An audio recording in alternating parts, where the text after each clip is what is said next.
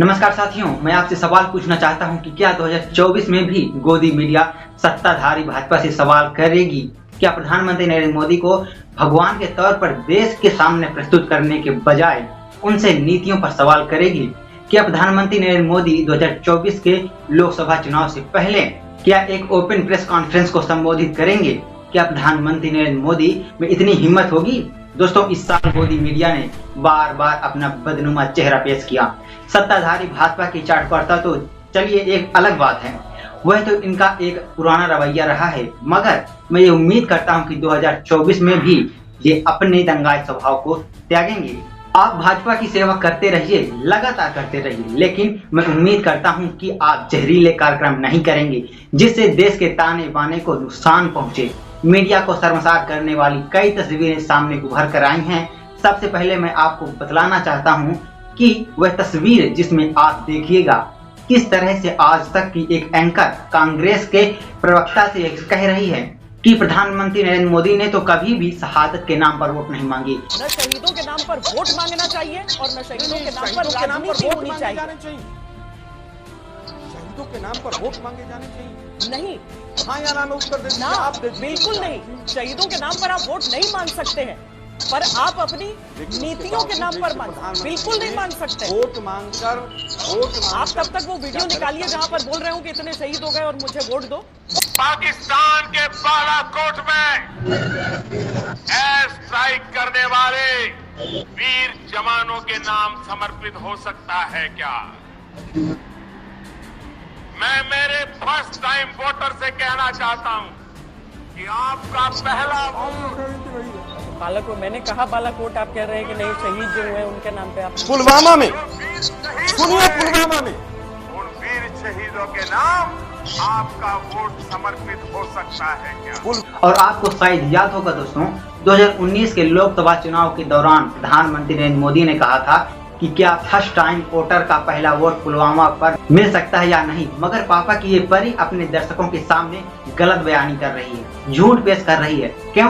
क्योंकि इन्हें तो सत्ताधारी भाजपा को बचाना है और यह पहली बार नहीं है, इनका एक इतिहास रहा है नोट के अंदर चिप।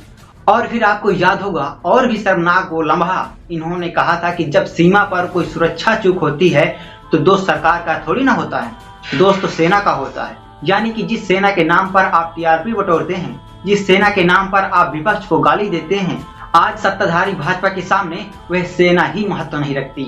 और दोस्तों, फिर एक बार वो लम्हा याद कीजिए जब संसद में सुरक्षा में बड़ी चूक हुई थी। स्मोक कैनिस्टियल से लेके 2 लोग पहुंच जाते हैं और दर्शक दीर्घा से नीचे कूदते हैं।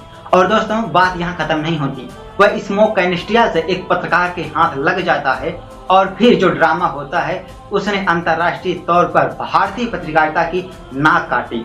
वह लम्हा देखिए दोस्तों, ये आप अंदाजा लगा सकते हैं। और इसलिए ये सबसे बड़ा महत्वपूर्ण सवाल है, क्योंकि बतौर पत्रकार जब हम जाते हैं प्रेस गैलरी में, जब हम प्रेस रुक सही तो पल्लवी जी प्लीज, सदन के भीतर जिस वक्त हम लोग जाते हैं,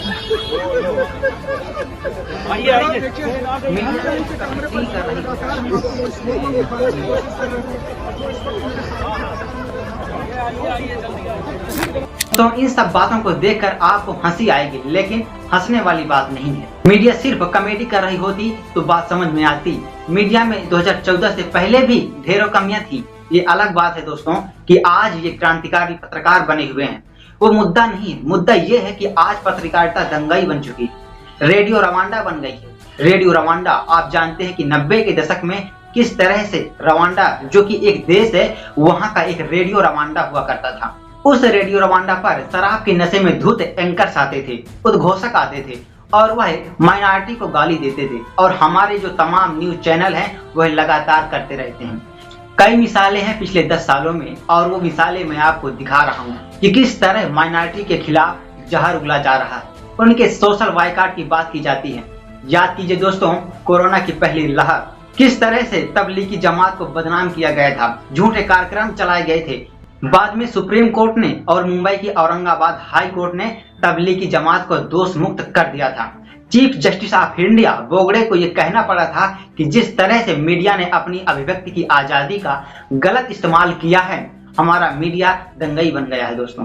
मैं उम्मीद करता हूं कि पापा की परियां और मीडिया के गुल्लू और गालू अपनी गिराबान में झांकेंगे और सही मायने में पत्रकारिता को अंजाम देंगे।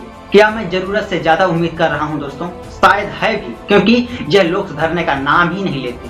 ताजा मिसाल है भाजपा के IT सेल के 3 गुर्गे पकड़े जाते हैं बलात्कार के आरोप में, मगर किसी भी न्यूज चैनल की इतनी हिम्मत नहीं होती कि प्रधानमंत्री, मुख्यमंत्री आदित्यनाथ, स्मृति ईरानी, अनुराग ठाकुर, इन तमाम लोगों के साथ जो तस्वीरें थी उसको लेकर सवाल कर सकें। किसी में भी हिम्मत नहीं है, यानी कि साल के पहले दिन ही ये लोग फेल हो गए।